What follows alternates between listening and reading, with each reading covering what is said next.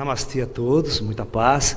Sejam bem-vindos aqui em nosso espaço Caminho da Luz, né? Nesses nossos encontros aos sábados aqui, hoje na cidade de Limeira, né? Abri aqui com a minha menininha, aqui com a minha gatinha, que é uma das coisas mais amorosas que eu já tive, sabe? Essa aqui há mais ou menos uns 8 meses atrás, ela foi jogada na frente da nossa casa, assim, devia ter umas 2 semanas. Tinha acabado de abrir o olho. Então durante uns 3 meses, a gente tratou com ela na boca, com a mamadeira, com a chuquinha, tudo, sabe? Ela e a irmã dela, né? E hoje ela se tornou uma das coisas mais amorosas que eu já tive. Grudada em mim o tempo todo, aonde eu estou ela está, dorme comigo na cama ao lado do meu travesseiro, fica junto comigo o tempo todo e é um doce. Olha, é um presente que às vezes a gente recebe na vida esses animais, sabe? Eles têm um carinho, um amor pela gente muito importante, sabe? Tem pessoas que detestam animais, vai dar trabalho, vai isso, aquilo, mas o amor é muito mais importante que você recebe, que você troca com ele. Essas criaturas nos ensinam a amar de verdade. Elas são criaturas muito maravilhosas que refletem aquilo que você doa, aquilo que você troca com ela. Se você dá amor, ela vai refletir esse amor de novo para você. Tá? Ela é um doce, ela é muito carinhosa. O nome dela é Tang, nome chinês. Né, linda? Então vai lá brincar, Catata. Vai lá.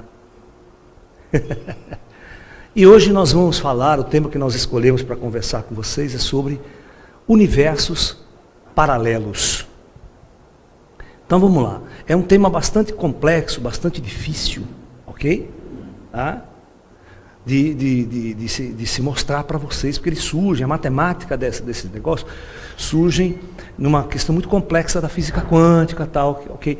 Mas a gente vai tentar fazer o quê? Explicar o simbolismo, o significado dele, quais as consequências, né, que a ciência apresenta se eles existirem, porque até agora não há nenhuma confirmação experimental ou prática sobre a existência de universos paralelos, como a ciência coloca, ok? É apenas uma visão teórica, uma interpretação teórica das equações. Tá? Não há nenhum experimento que constate a veracidade da existência real desses universos paralelos, ao menos como a ciência coloca, que é o que eu vou colocar para vocês aqui. E eu vou deixar de antemão, já de claro que essa visão eu não concordo. Eu vou mostrar qual é a visão que eu aceito da ideia de universos paralelos, que tem a ver com a espiritualidade, tem a ver com as dimensões astrais, com os planos espirituais, com as cidades astrais. Nós vamos tentar entender que esta é a minha teoria dos multiuniversos, no meu livro de Física Quântica e Espiritualidade, para tentar explicar, através de uma linguagem científica, a ideia da existência dos planos espirituais. Ok? Então é isso que a gente vai tentar conversar hoje. A gente não vai falar só de ciências, a gente vai tentar abordar esse aspecto da espiritualidade, esse aspecto, né, que a gente fala dentro das cidades astrais, essa coisa toda do esoterismo também. Ok? Então vamos lá. De onde surgiu a ideia de universos paralelos pela primeira vez? Então, em 1954, tá? Em 1954, um físico, né, ainda jovem, fazendo doutorado em Princeton, né, chamado Hugh Everett, né, esse cara aqui,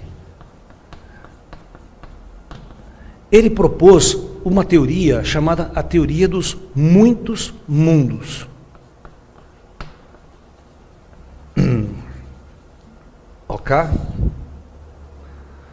Uma teoria chamada teoria dos muitos mundos. Essa teoria dele era baseada numa interpretação diferenciada dos resultados da filosofia da física quântica, que diferenciava da famosa interpretação de Copenhague.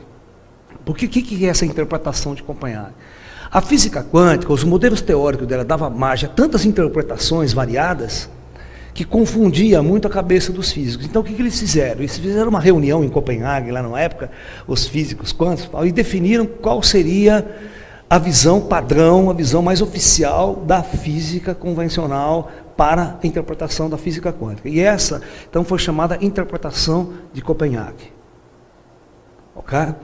Por exemplo, esta interpretação desse cara já é uma interpretação diferenciada. Quando ele lança essas ideias, parecia ficção científica, né? Era jovem ainda, então foi muito desdenhado na época. Ninguém fazia até chacota das ideias dele, né? Mas a partir do momento que a física foi evoluindo, foi se desenvolvendo, as pessoas perceberam que não era tão tola, tinha uns fundamentos interessantes nessas ideias. Eu vou tentar explicar mais ou menos a origem dessas ideias.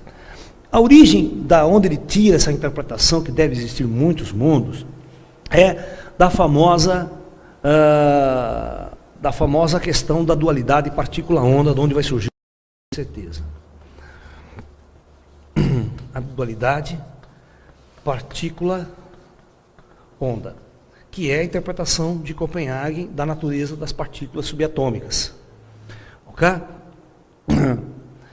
Então, aqui da dualidade partícula-onda surge o princípio da incerteza de Heisenberg. Então, essas são as questões básicas, né?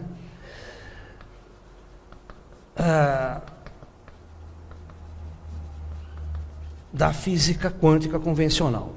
Ok? Muito bem.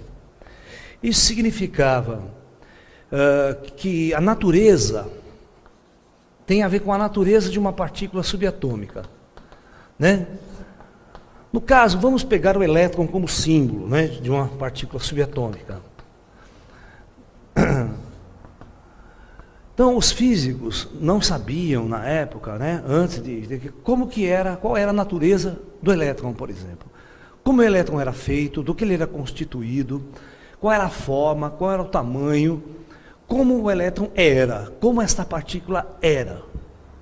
Então, os experimentos de medir, de tentar enxergar, de tentar idealizar como é uma partícula subatômica, levou os cientistas à famosa dualidade partícula-onda. Ou seja, todas as vezes que você ia observar uma partícula, dependendo do aparato experimental que você montava, acontecia ou esse indivíduo aparecia como uma onda, ou seja, uma entidade que se espalhava no espaço,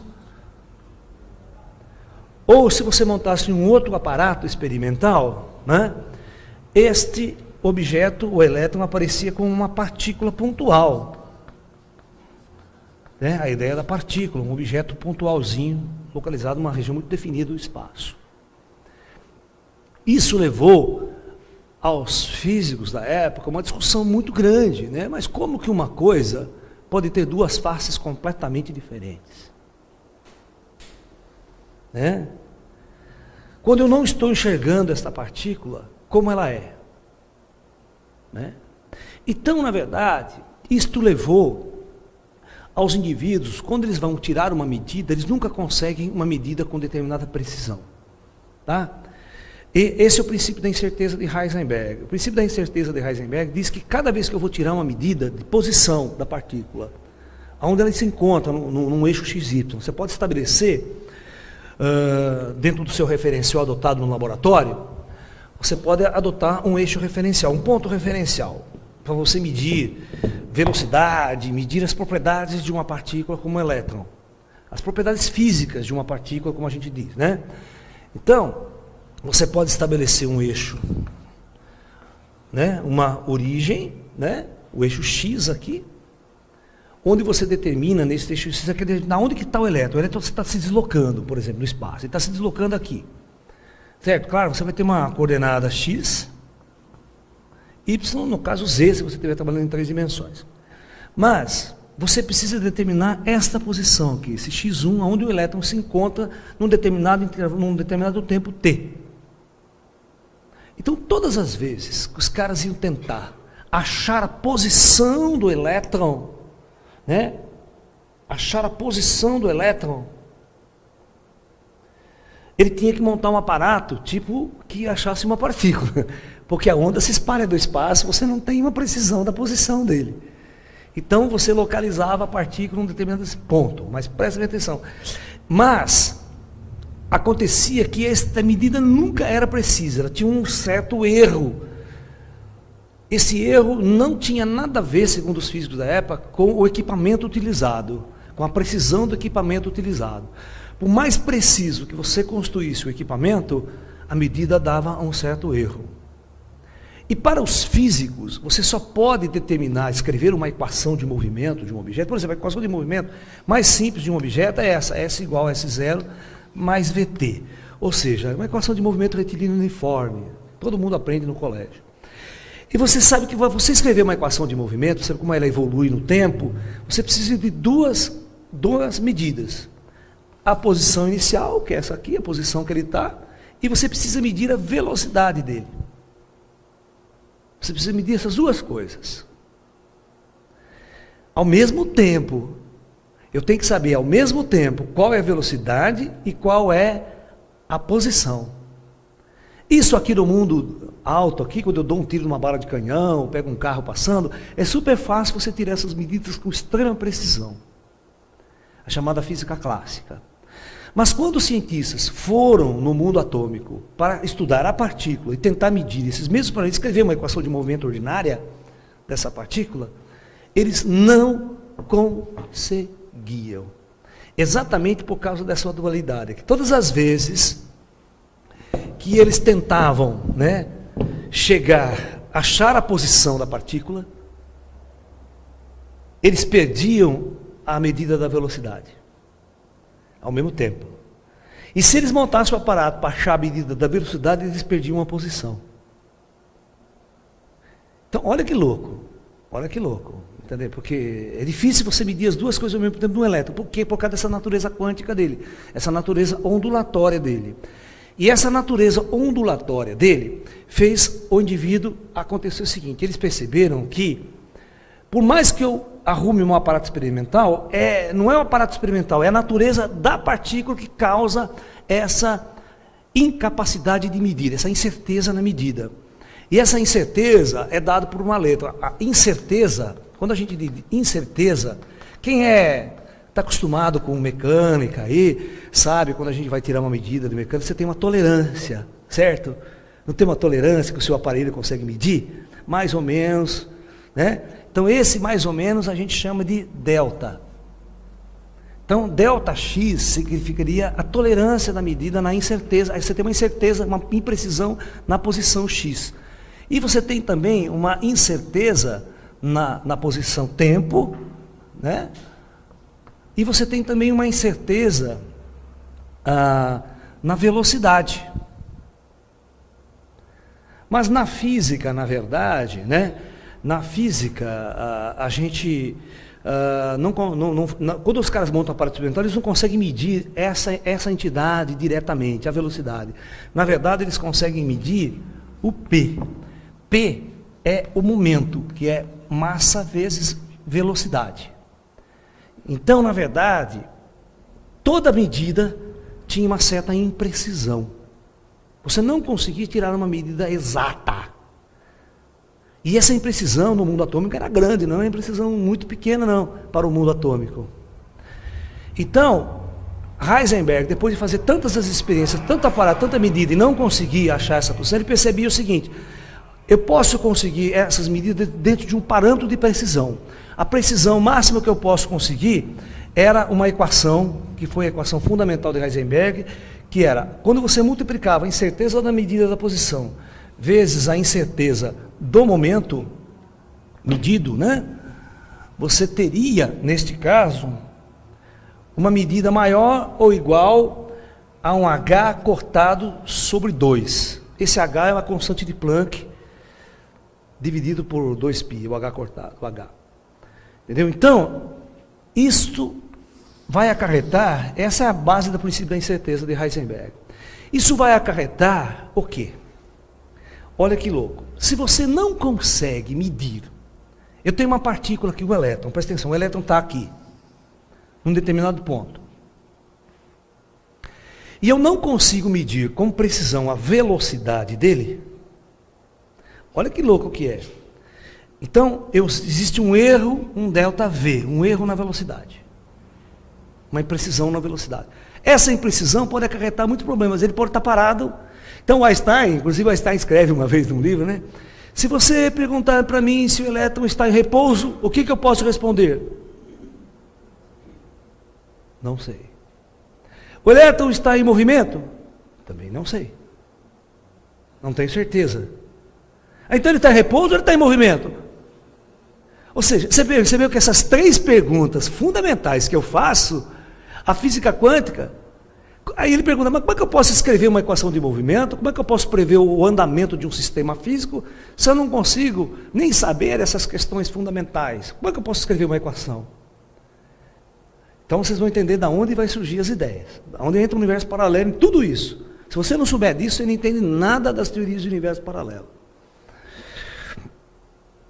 Então veja bem, esse elétron ele pode estar parado, pode estar em movimento, e tem mais, ele pode estar indo para lá e indo para cá, você não sabe. Se você não medir ele, você não sabe que direção você está parado, está indo ali para lá, e qual o valor dessa velocidade, porque tem uma imprecisão na medida.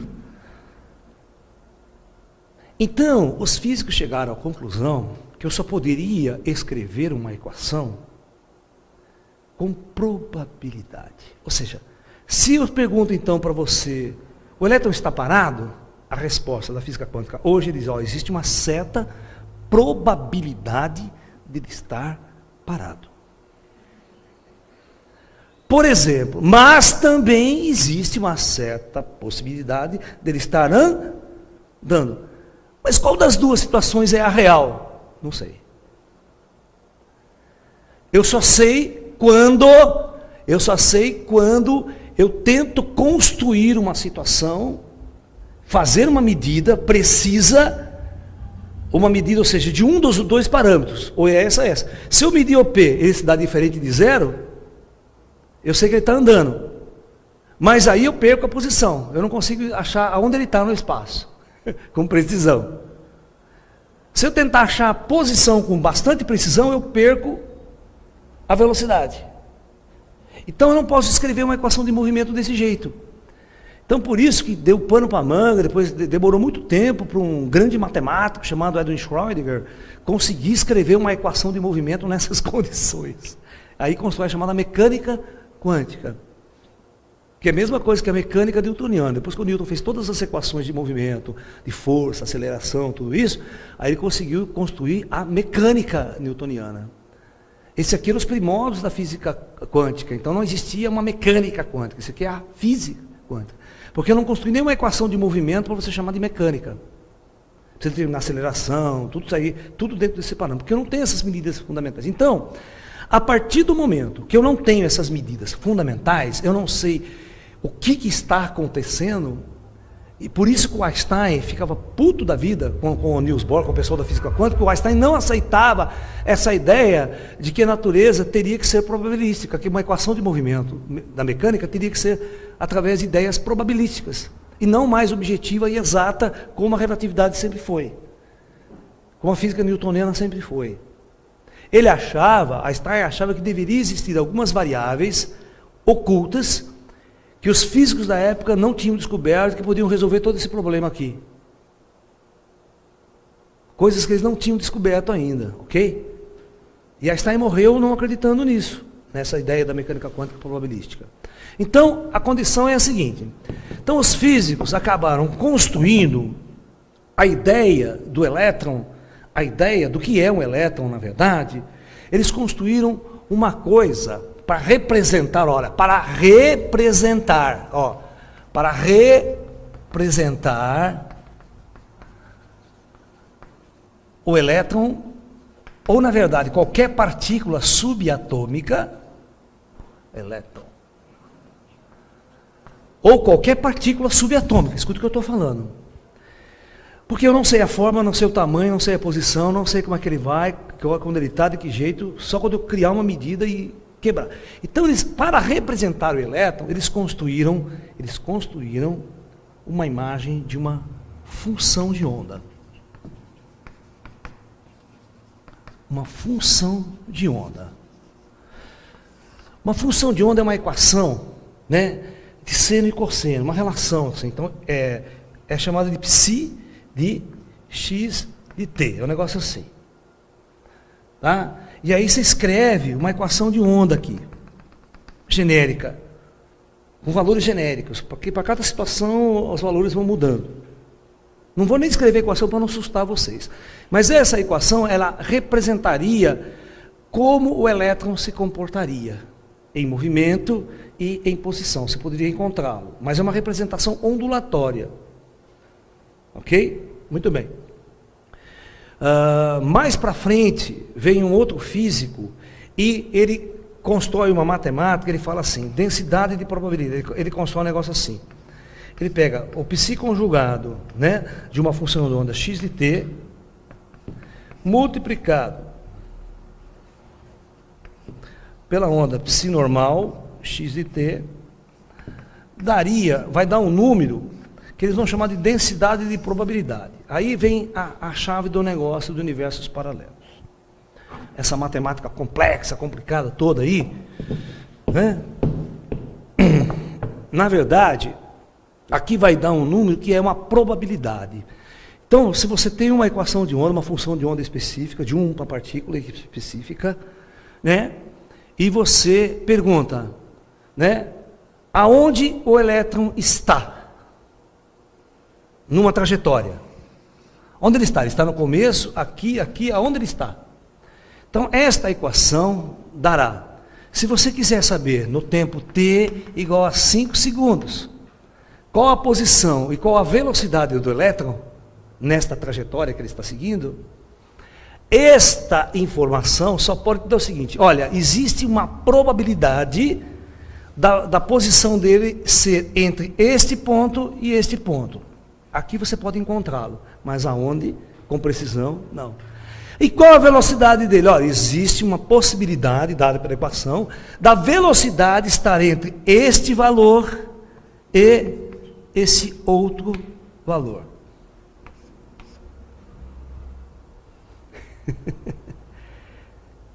Olha, presta atenção. Então a natureza agora, estou trabalhando com uma partícula, depois eu vou extrapolar para o universo, isso aí. O cara vai interpretar, esse cara dos muitos mundos, ele vai interpretar a situação. Então, ele falou assim,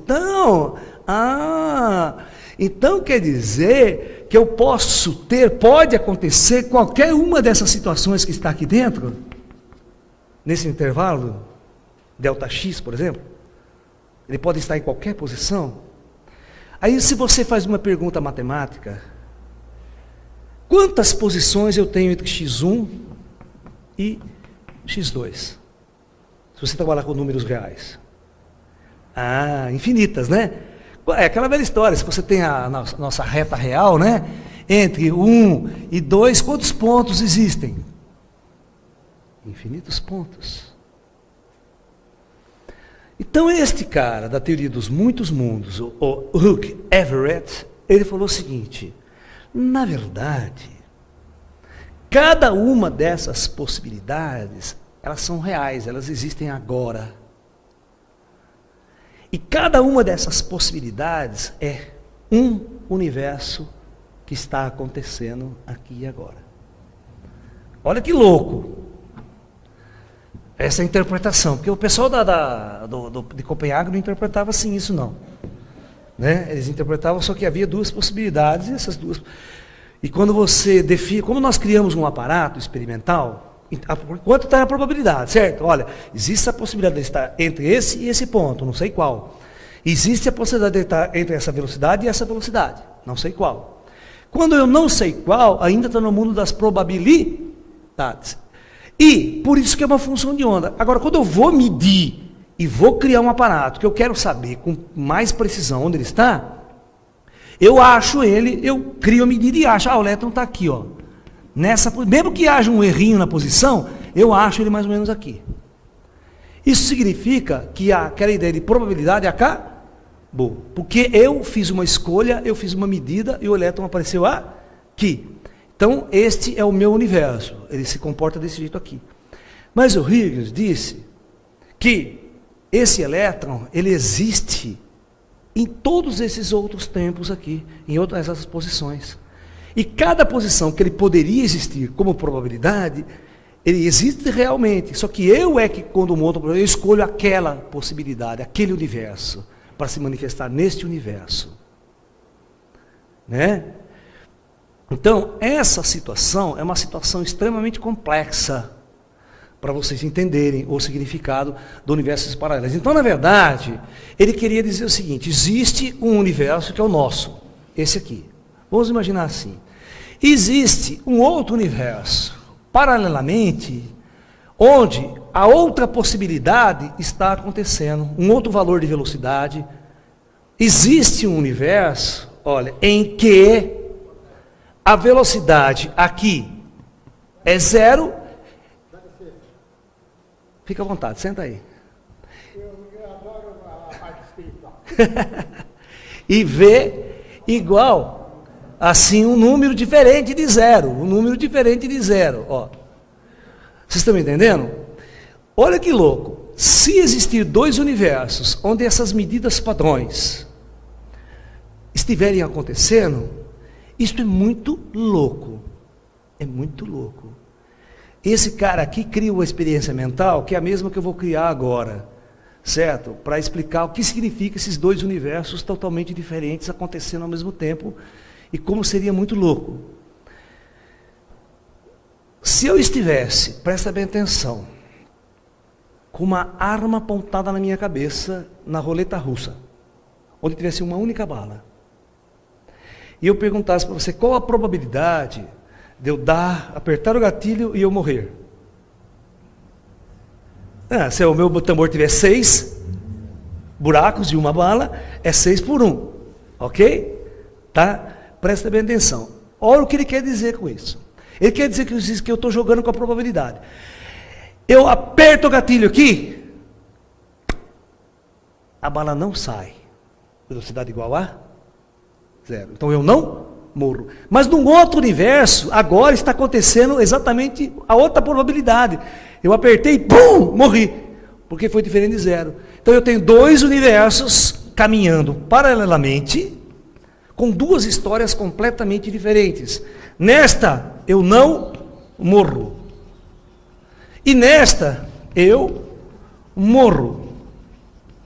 Logo, o que vai seguir aqui para frente são histórias completamente diferentes. Esses universos, com o passar do tempo, esse vai estar comigo e esse não vai existir no Laércio.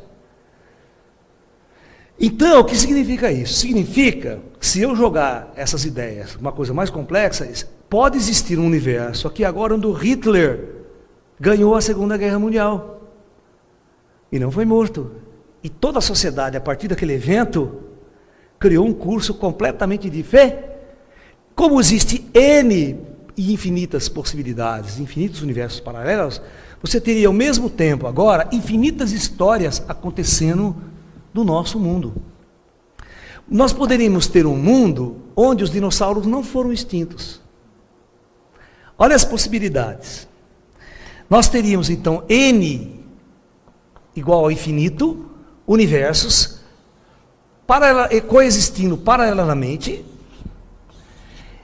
Como todos esses, a gente pode imaginar que todos esses N universos iniciaram-se no Big Bang, por exemplo, na grande explosão, todos eles seguindo, cada um seu curso diferente no espaço e no tempo, e cada um acontecendo histórias semelhantes, mas um pouco diferentes umas das outras. Umas muito parecidas, e outras completamente diferentes. Então, nós poderíamos ter um mundo aqui, né, hoje, nós aqui, como conhecemos hoje. E poderíamos ter um mundo lá atrás, cheio de dinossauros, onde o ser humano não pode existir aqui. Não teria humanidade. Ok? Inclusive, existe um seriado aí no Sci-Fi, né, que um cientista inventou um mecanismo, né, de abrir um portal entre os universos paralelos, abrir um túnel, tá? Abrir um túnel entre os universos. E aí um grupo de pessoas pula de um universo para outro. Só que eles têm problema no equipamento, eles não conseguem achar o universo de casa de volta de onde eles partiram, para voltar aqui de novo. Então a história, vocês vão ver que é muito interessante. A cada universo que eles pulam é meio semelhante, tem coisas semelhantes, mas tem coisas muito diferentes do universo original, de onde ele partiu. Tá? Então é como se você tivesse N universo acontecendo com histórias completamente diferentes, onde, por exemplo, no universo a humanidade não existe, porque lá atrás, num processo de abertura e evolução, aconteceu, o meteoro não caiu na Terra. Então os dinossauros não puderam ser extintos.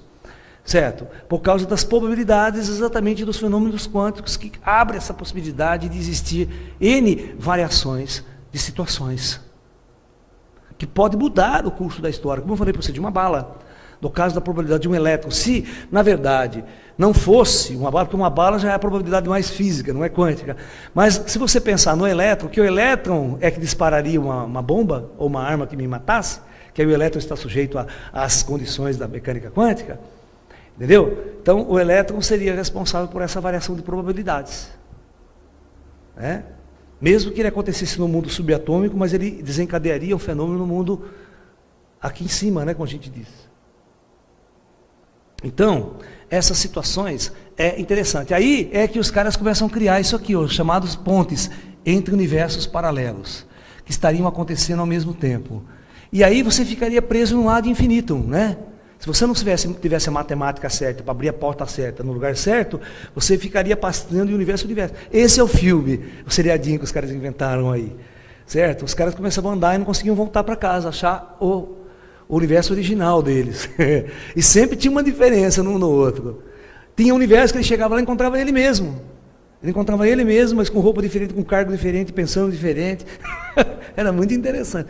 Mas não se esqueçam que essa é uma teoria baseada numa interpretação da física quântica. Por este modelo, e por um outro que eu vou dizer agora, né? Dá margem à interpretação, por exemplo, a volta no tempo, porque até hoje a volta no tempo, voltar no tempo seria uma incongruência matemática e física, e a gente vai entender por quê. Muito bem, tem uma outra teoria mais moderna, né? Umas ideias mais tiradas de uma física quântica mais moderna. Quem já assistiu ao Discovery Channel, History Channel, e vê um japonesinho lá discutindo umas ideias, o Michio Kaku? Conhece o Michio Kaku? Então, tem aquele japonesinho lá, o Michio Kaku. Vocês sabiam que esse japonesinho que é o pai da teoria das cordas? Ele que é o cara que fez a famosa teoria das cordas. Né? Teoria das cordas, né? Ou, né? Supercordas. Dá na mesma. Ok? Tá? Muito bem. Desde muito cedo, os físicos tentaram encontrar uma resposta para encontrar uma equação que fosse chamada a equação do tudo. Já ouviu falar isso? A equação fundamental que a partir dali você explicava tudo que existe no universo. Uma equação que envolvesse todas as grandes interações da física. Né? O Einstein, quando ele quis fazer a teoria do campo unificado, então o Einstein também procurou essa teoria do tudo durante muito tempo. Então o Einstein, quando ele começou a desenvolver a sua matemática, a teoria geral da relatividade, ele tentou interagir duas grandes forças que existiam na época, que é a força gravitacional, que era muito conhecida, né? Ok? E a teoria eletromagnética, do eletromagnetismo. Essas duas interações, eletromagnética. Então, Einstein conseguiu muito bem construir uma teoria onde ele unisse essas duas coisas, que é a luz, né, a velocidade da luz, que é uma onda eletromagnética, um evento eletromagnético, e a gravitação, mostrar que existe uma relação muito grande entre gravitação e eletromagnetismo. Né? Ok? Então, e ele conseguiu fazer uma equação, unificar essas duas interações, que é um esforço matemático fantástico. Aí, como você achava se isso aí era a teoria do tudo? No entanto, não era a teoria do tudo, porque os físicos começaram a descobrir no mundo atômico duas novas interações. Né? Então, lá no núcleo atômico, os físicos descobriram duas grandes forças que moldavam o nível atômico, o núcleo atômico, o átomo, na verdade. Então, era chamada de força nuclear. Né? A força nuclear foi descoberta. E essa força nuclear era dividida em dois tipos de força. Uma que eles chamavam de interação forte, a força forte, que na verdade mantinha os prótons unidos dentro do núcleo, sendo muito maior do que a repulsão eletromagnética, Porque você tinha que explicar, né, como que dois prótons podiam permanecer tão próximos um do outro no núcleo sem se repelirem pela força eletrostática de repulsão. Então isso só acontecia porque existe uma força muito mais poderosa que a eletromagnética, que é a força nuclear, que mantém os prótons unidos no núcleo. E uma outra, chamada interação fraca, que é uma interação, na verdade, que acontece com os nêutrons, né? E elas surgem quando há o decaimento beta dos nêutrons, ou seja, os nêutrons emitem partículas beta, emitem elétrons. O próprio nêutron ele se dissolve e emite. E essa interação, essa reação nuclear, só é possível através de uma outra força que foi descoberta no núcleo, que é diferente dessa daqui, certo? E ocorrem essas situações. Então, quando essas duas forças foram descobertas, e como Einstein, ele não se dava muito bem com a física quântica, ele não gostava muito da física quântica, ele teria que fazer agora, pegar essas duas forças e unificar com essa daqui. E o esforço matemático teórico era muito, porque ele já estava com 60, 70 anos da vida dele, já não ia dar mais. Entendeu? Ele já começou a... No final da vida de Einstein, é muito interessante, que Einstein ele é muito famoso até a década de 30. Depois da década de 30, Einstein, ninguém mais toca no nome de Einstein. Einstein desaparece do cenário científico. E quem cresce é a teoria quântica, são os físicos quânticos. Einstein é considerado por esses caras um gagá, um cara à esquerda, um cara que não bate muito bem, sabe, que não concorda com as ideias, sabe? Então ele morre meio esquecido, sabia disso? O Einstein ele morre muito esquecido, sozinho, fazendo as teorias, as ideias dele, não era chamado mais para congresso, para debate. É uma pessoa que ficou lá, porque ele não acompanhou a evolução da física quântica. Segundo o pessoal fala, os próprios historiadores de Einstein, essa coisa toda. Ok? Mas hoje, como eu falei para vocês, devido à descoberta da energia escura, muitas das ideias de Einstein estão voltando à tona, com aquela constante, uma série de questões aí. Então, esse Michio Kaku quis construir uma teoria que era a resposta da interação. O Michio Kaku e os físicos mais modernos precisavam construir uma teoria do tudo, então, uma equação que pudesse resolver os problemas fundamentais da física. Uma teoria chamada teoria do tudo. E uma teoria do tudo tinha que unificar as quatro grandes interações. Ok? Ela teria que unificar as quatro interações.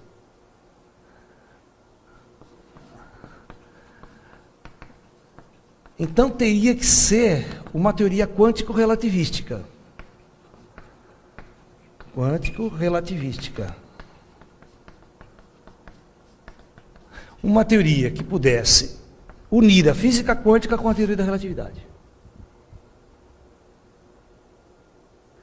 Então, mais uma vez, lá vai os caras tentar encontrar o bloco básico de construção do que é feito as substâncias menorzinhas do mundo. Então, os físicos começaram, vocês sabem, né? Quando a gente, no começo do século retrasado, aquela coisa do século passado, os caras começaram a descobrir a natureza do núcleo atômico, do que era feito o átomo.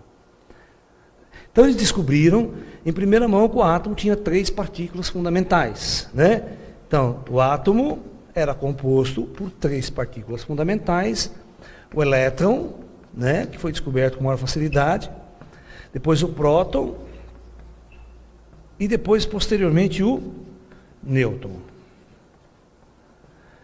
E depois, com pesquisas de interações, desintegração, choques nos reatores, foram descobrindo N outras subpartículas, mas essas subpartículas, elas praticamente existiam em bilionésimos de segundo, depois se reagiu e voltava a ser uma dessas 3.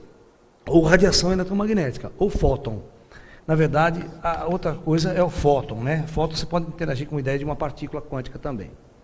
Tá? Muito bem. Aí os cientistas começaram falando, não estou feliz. Eu quero saber do que é feito o próton e do que é feito o nêutron. Será que dá para dividir esses dois e achar uma substância única que compõe esses dois trecos aí? Então os caras quebraram a cabeça e conseguiram dividir o próton e o nêutron e descobriram que o próton era composto por uma partícula bem menor que foi batizada de quark.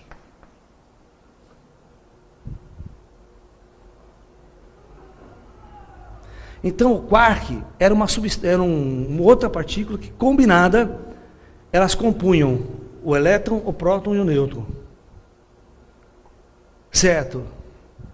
Aí, não contente com isso, os físicos queriam saber se o quark ainda era divisível.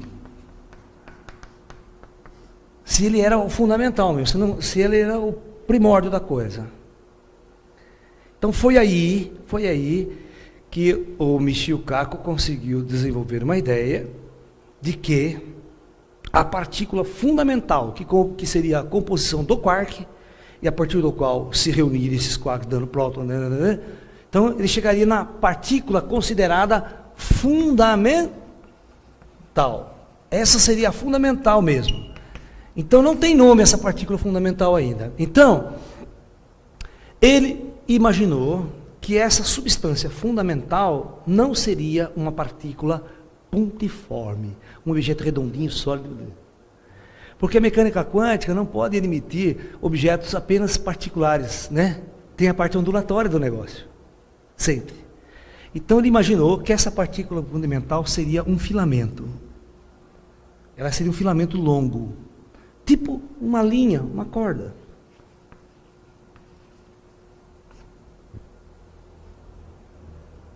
E esta corda, ela vibraria. Ela oscilaria. E de acordo com a forma como essa corda oscila, ela daria a característica das partículas. Seria próton, elétron, nêutron, como quark, sabe? Seria as características do quark. Porque o quark ele tem características também, tá? Diferente. Um quark é diferente do outro em termos de momento, em termos de spin, uma série de coisas. Tá? Muito bem. Então, olha que louco, a gente vai chegar num ponto que eu acho super bonito. O serviço das cordas tem uma beleza, assim. Porque, na verdade, ele diz assim, imagina uma corda de violão. Um violão, tem a corda.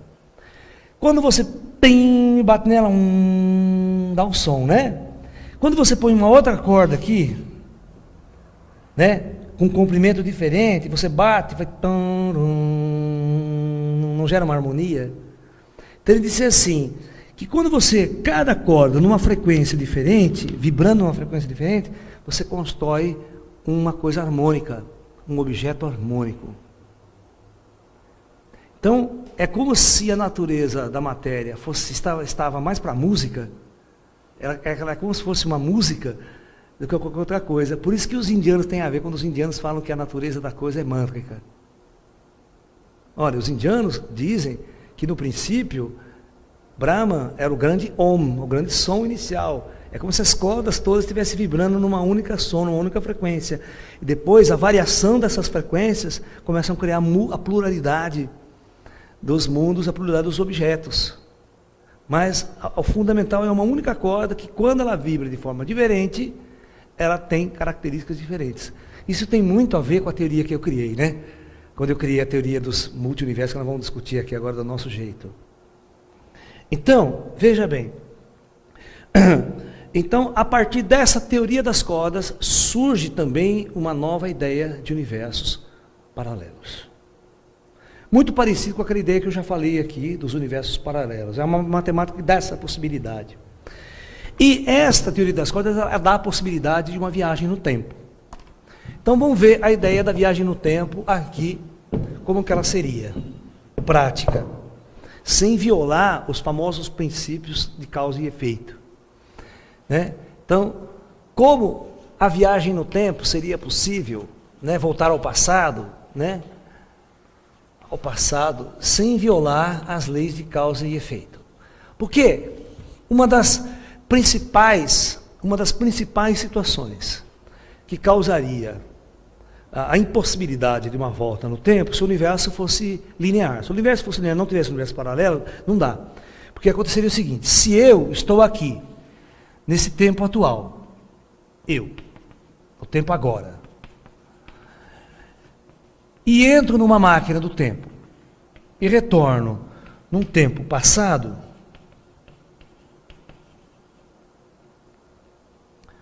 certo?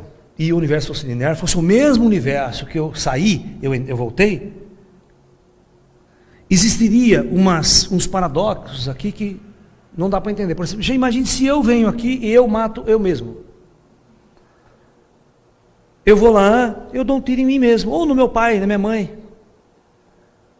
Ou se eu volto no passado agora, eu volto no passado, e eu vou lá, eu assassino Hitler, eu mato Hitler, quando ele era soldado, quando ele nem era importante, que eu sei o que ele vai causar lá na frente.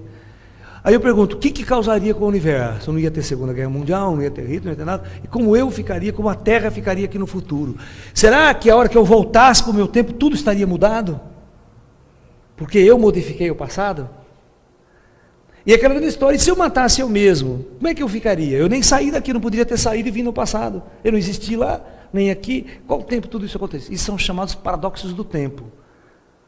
No entanto, o Caco, esse Michio Kaku, dessa teoria que ele explica exatamente o seguinte: toda vez, se você sair desse ponto, de qualquer maneira, se projetar num outro tempo e num outro espaço, você nem vem no mesmo universo que esse. Você vai para o universo paralelo. Então, se você fizer qualquer modificação, não afeta esse universo de onde você saiu. Você entendeu? Aí é mais lógico. Esses paradoxos são resolvidos. Né? Então, seria mais ou menos assim. Vamos lá. Na verdade, eu estou no meu universo aqui. E tem vários universos paralelos aqui. Ok? E outros universos paralelos aqui. Lembra daquela história da probabilidade? Cada situação presente gera um universo futuro diferente, porque existem infinitos. Então, quando eu voltar no passado, eu não posso voltar no mesmo universo. Não existe mais o mesmo universo no outro tempo. Cada tempo existe um outro universo também. Então, se eu voltar em qualquer ponto da história, eu volto num outro universo.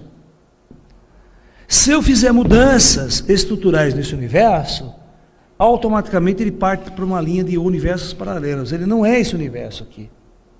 Então, se eu conseguir sair daqui, eu volto para o mesmo universo e nada aconteceu. Mesmo que eu tenha matado a mim mesmo aqui. Se eu matar a mim mesmo aqui, eu crio um outro universo, uma outra linha de tempo, uma outra linha de situação. E ela passa a acontecer a partir dali. Então, por isso que eles dizem que existe N universos. Um universo onde o Hitler ganhou a guerra. Um universo onde o Hitler nem existiu. Um universo onde, sabe, as histórias estão acontecendo paralelamente ao mesmo tempo em todos esses múltiplas dimensionalidades.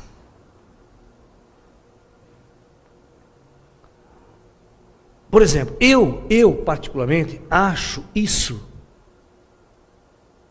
uma impossibilidade física. Porque é muita coisa para o Criador, para a inteligência ficar manipulando, ficar se preocupando. A gente que tem uma visão esotérica diferente da coisa. O nosso universo, que tem bilhões de galáxias, bilhões não sei do que, de mundos, é um negócio gigantesco. Imagine você imaginar que existem N infinitos desse mesmo tipo.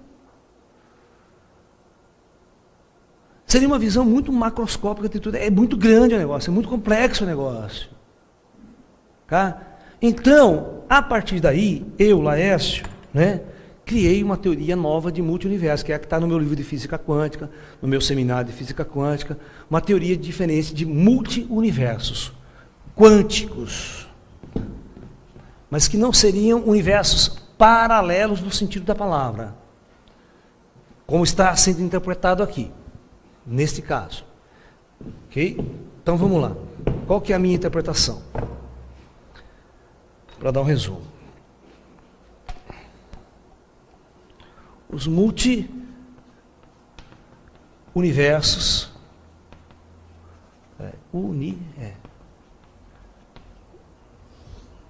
os multi-universos baseados na ideia quântica. Então, vocês se lembram que eu criei uma ideia de massa? Eu fiz uma coisa que eu criei uma ideia nova de massa, onde eu quantizei a massa.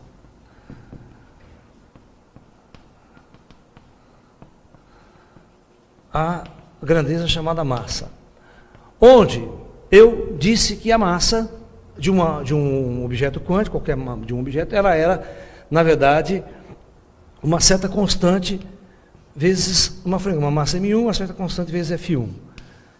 essa constante era dada pela constante de Planck sobre C ao quadrado. Né?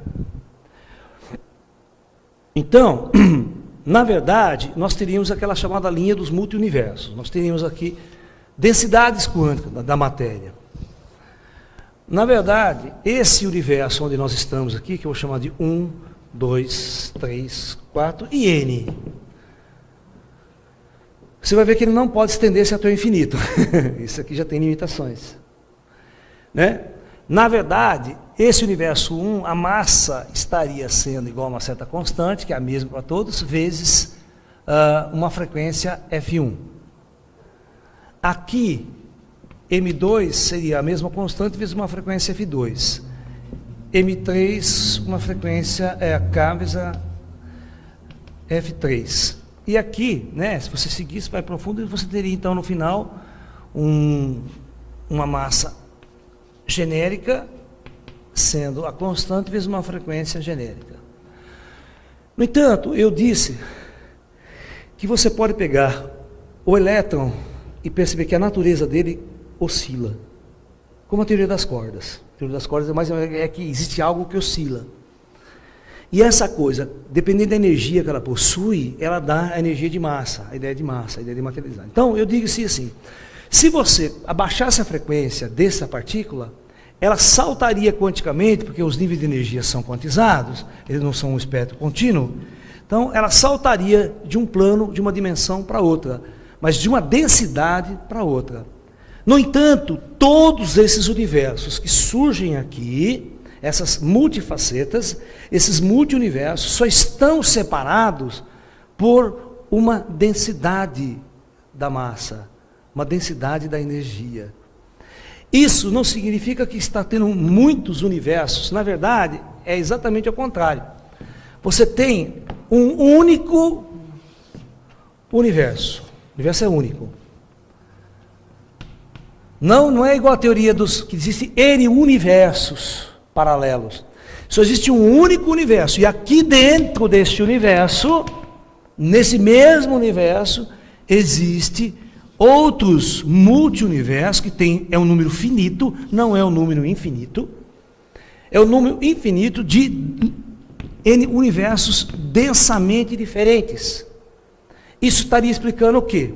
Eu estou aqui agora com essa matéria densa, mas ao mesmo tempo existem os espíritos aqui ao meu lado, que eu não vejo.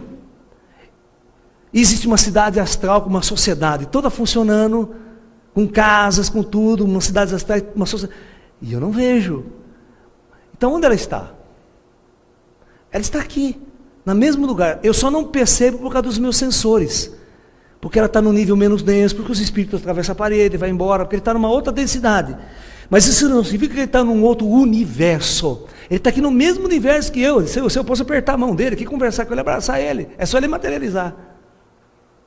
Então, esta ideia que eu construí, ela é muito mais viável com a prática da espiritualidade, com a realidade dos mundos que a gente pesquisa como médium, como sensitivos, interagentes. O físico convencional, ele nem imagina que existe vida após a morte. Ele nem tem essa noção da alma, do espírito, da consciência existindo fora da matéria. Portanto, eles não poderiam criar essa ideia que eu criei. Porque eles estão naquela ideia de um mundo morto, de um universo morto, pesquisando partículas mortas, sem uma consciência por trás de tudo, sem o chamado Deus, aquela ideia toda, certo?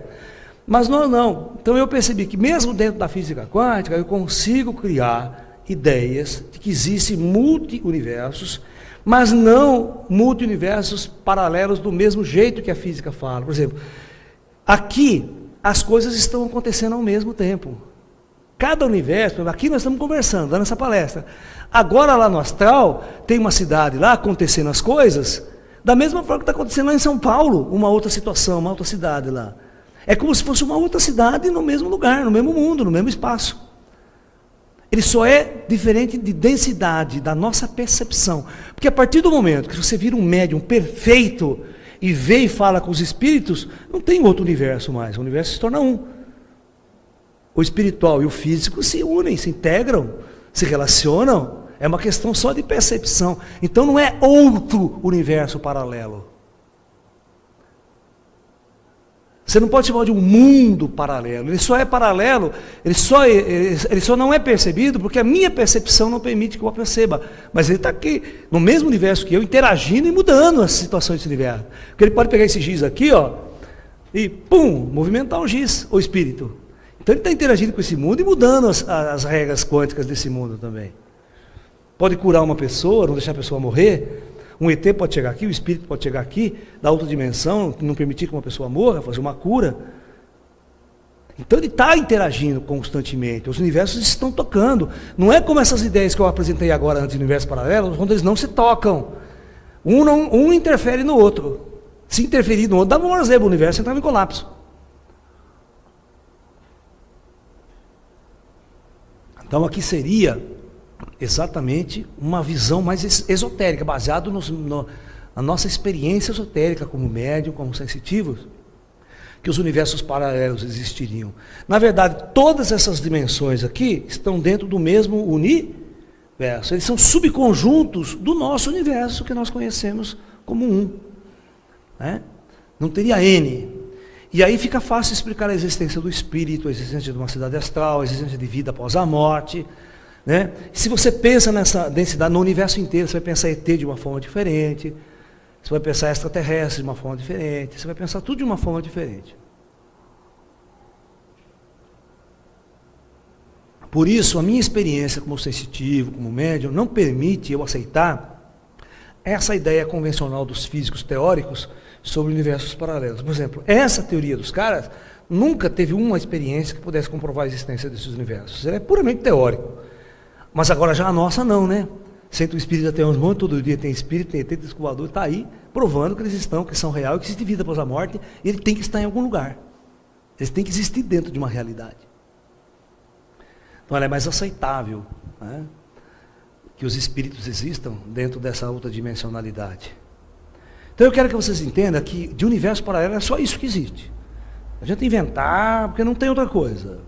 Na física você pode olhar e só tem essas duas correntes. Essas correntes que admitem essa pluralidade dos universos paralelos a partir de um modelo teórico, de uma interpretação do modelo da função de onda, né? Do colapso da função de onda, que materializaria um tipo de universo em cada colapso. E a teoria das cordas, que também sai, é uma outra forma de ver a teoria dos universos paralelos, mas do mesmo jeito que eu expliquei anteriormente. Dando a possibilidade de voltar no tempo, de corrigir os paradoxos, de não existir os paradoxos, você corrigir eles. Mas eu acharia que o universo não funcionaria. Porque, na verdade, a minha visão que eu tenho, é que o universo, o tempo ele não existe no universo. O tempo é uma invenção puramente humana. O que existe no universo é só o presente. Se existe só o presente como entidade real, não existe uma ideia de voltar ao passado. Você não volta no tempo. Você não volta no universo onde as coisas estão acontecendo agora e que aconteceram lá atrás, no nosso tempo. Essa é uma impossibilidade real na física. A física não existe o tempo. Então você não pode voltar no tempo. Eu vou fazer uma palestra específica aqui sobre viagem no tempo. Para mostrar para vocês que viagem no tempo é uma grande impossibilidade teórica e real. Senão os espíritos estariam consertando o universo o tempo todo, né? Os ETs estariam lá, os espíritos, não, o cara fez uma cagada, então volta, não, então vamos consertar, não vamos deixar que essa coisa exista, vamos mudar, vamos alterar. E a coisa não funciona assim, o que foi feito, foi feito, o que está feito, está feito, o que você viveu, você viveu. Não tem como apagar o que você viveu. Né? Então o universo, se você tem essa possibilidade de voltar no tempo, o universo fica tolo, ele fica inconsistente.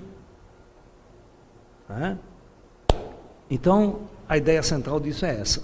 Então, eu sei que existem milhões de dúvidas que vocês vão ter.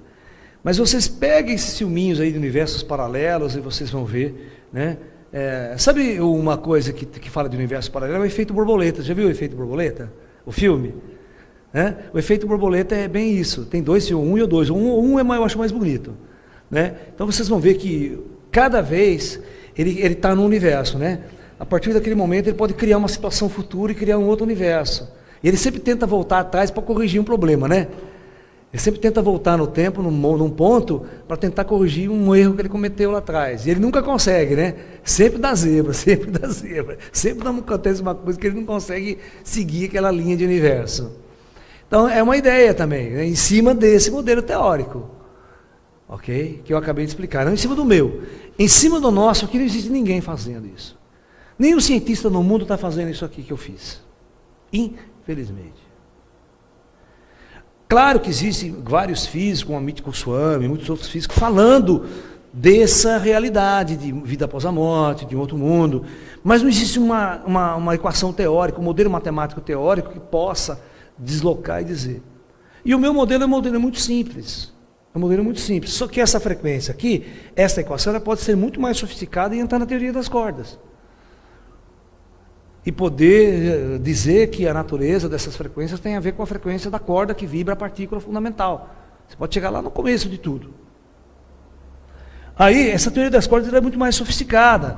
É claro que basicamente você pensa no filamento, mas o cara fala que para equacionar a gravitação, você precisa achar uma corda fechada. Ou seja, é um laço, a corda se fecha. É um anel, na verdade, e não uma corda, um filamento de corda. Essa corda vibraria, mas ela é fechada. E tem vários aspectos de como é a natureza dessa corda, que vai gerar o campo gravitacional, que vai gerar a força eletromagnética, a força nuclear forte, a força nuclear fraca, como ela vibra, como ela oscila, né? Dando essas características. Mas, por incrível que pareça, para que essa teoria seja fundamentada numa linguagem matemática aceitável, ela vai para 26 dimensões matemáticas. Sabiam disso? Pô, a gente não consegue nem trabalhar com 3 dimensões, já encacuca o nosso cérebro. Imagine você construir um modelo matemático, né, que você tem 26 dimensões matemáticas, mas matemáticas, não é que significa que o universo tem essas dimensões, né? Para você poder criar essas equações, fazer os cálculos, para você poder fazer, né, um modelo para força nuclear, modelo para força elétrica, vai saindo eixos assim, variáveis assim, que ficam aos montes. Então, na verdade, eu acredito, na minha visão espiritual, esotérica, que o problema está na linguagem. O físico não conhece uma outra linguagem a não ser a matemática.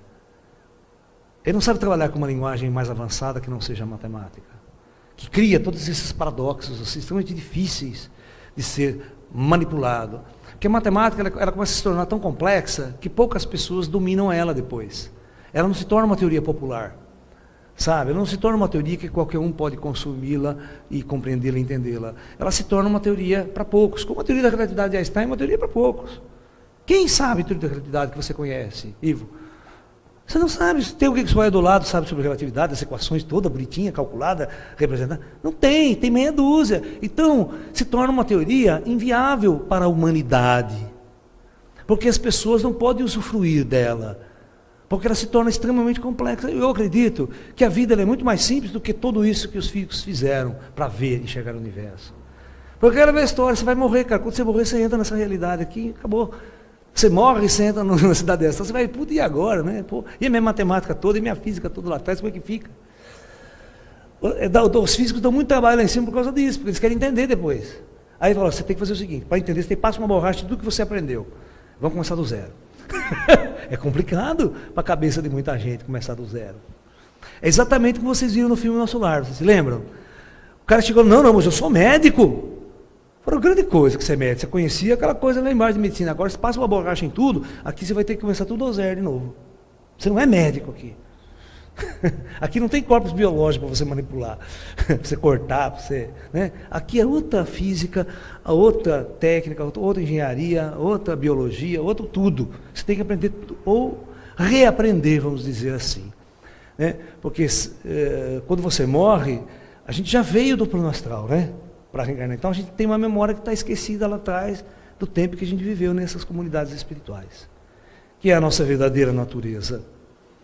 Então, eu acho muito mais sensato, muito mais óbvio você pensar em universos paralelos desta maneira, do que desta maneira que eu acabei de apresentar, que é muito com a minha cabeça. Sabe? Entendeu? Então,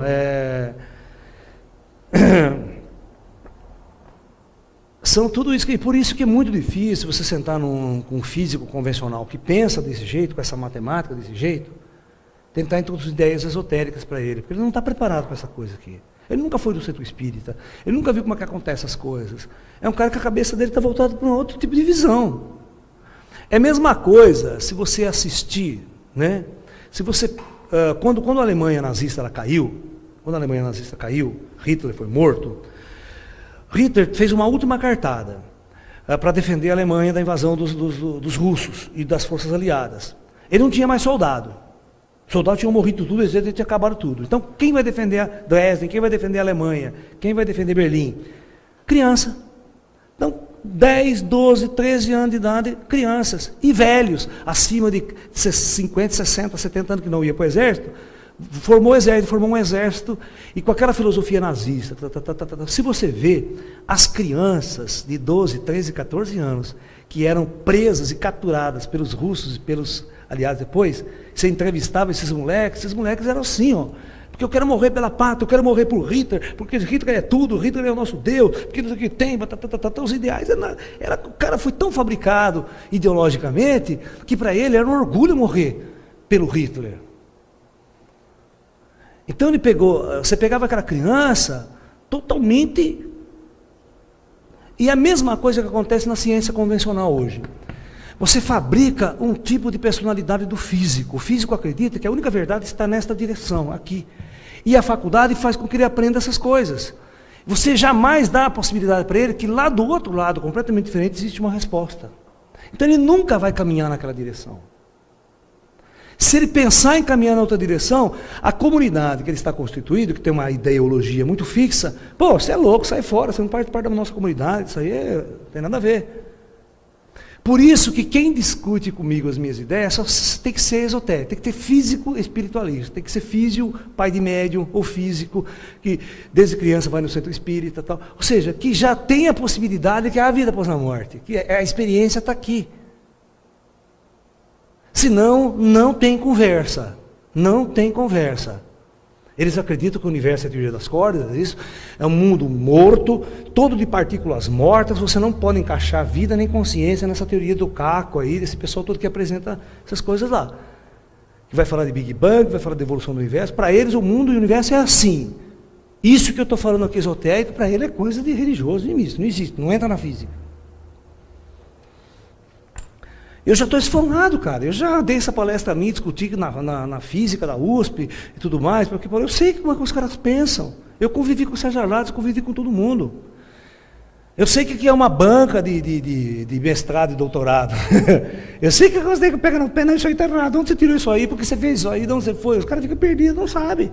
Porque muita pergunta mesmo. Se você não dominar o assunto, para valer, os negros te dão rasteira. Eles estão ali para isso, eles estão ali para derrubar você. Derrubar suas teses, o que você está fazendo. Se tiver alguma coisa errada, eles vão te derrubar. Você está entendendo? Então, esta é a ideia. Então, aquela velha história que eu conto para vocês. Quando as pessoas chegam para mim e falam, Laércio, prove que essa sua teoria é verdadeira. Porque isso aqui é um modelo fechado, bonito e teórico. Lindo isso aqui, meu. Não tem erro matemático nessa minha teoria aqui. Ela é simples. Até simples matematicamente, você pode apresentar ela. Como a teoria da relatividade restrita, ela é super simples matematicamente.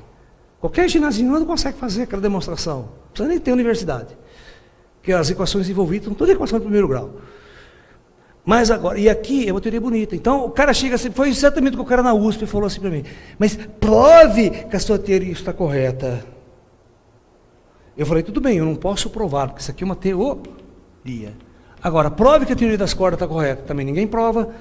Prova que a teoria ninguém prova, é uma teoria ainda, ninguém provou. Eu falei, daqui 50 pontos, daqui a um tempo vão provar a minha. Você não pode derrubar a minha e falar que a minha está errada. Só a minha não tem um teste experimental. Mas eu falei para ele, você já foi em algum centro espírita na vida? Os físicos, isso aí é religião. Eu falei, vai fundo, então vai ver o que está acontecendo lá. Aí os discos voadores descem, abduzem pessoas, os governos estão tudo aí, eles violaram as leis de causa e efeito do universo, estão aqui. Saíram de estrelas distantes, de galáxias distantes, e estão presentes aqui. Violaram todas essas teorias da realidade que vocês estão discutindo aí.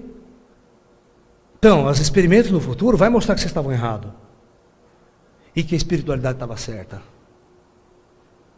Esse é o ponto-chave. Os materialistas vão cair. Eles vão cair. Por que vão cair? Porque o universo não é materialista, o universo é espiritual. É inevitável se descobrir mais lá na frente que o espírito existe é uma realidade. E que o ET existe é uma realidade. Basta chegar um momento de nossa civilização, que eu espero que aconteça em breve, em que essas dimensões vão interferir nessa. Mas interferir não de forma sutil, sem que ninguém veja. Interferir de forma consistente, onde todo mundo vê. Onde o seu pai é materialista na sua frente e dialoga com você. Ah, meu pai está morto, não está morto, estou aqui. Quebra essa parede existente entre esses dois mundos. E as leis fundamentais que regem esse mundo da matéria nosso aqui, que é a lei do karma, ela deixa de existir. Senão, nós vamos continuar formando físicos com esse tipo de temperamento, com esse tipo de pensamento, que é um pensamento extremamente radical, da mesma forma que os soldados alemães, que as crianças alemãs eram formadas em ideologia, não conseguiam pensar de outro jeito. Achavam que eles estavam totalmente com a razão, que essa era a única verdade que podia existir na face da Terra. E que os aliados eram inimigos, que os judeus comiam criancinha, e isso que foi feito na cabeça deles. Eles matavam o judeu como se fosse formiga. Você está entendendo? Aqui, os físicos não admitem a espiritualidade também, exatamente porque foi feita uma programação mental e teórica neles. Ninguém, quando estavam fazendo a faculdade, sentou com eles, vamos fazer uma pesquisa no centro espírita agora, vamos ver o que está acontecendo, vamos ver se há outras possibilidades. Aí o físico abria a cabeça, aí o físico desprendia, ele abria a consciência, teria mais possibilidades. Ok? Então é isso aí, gente. Desejo a todos muita paz, namastê e até um próximo encontro aí.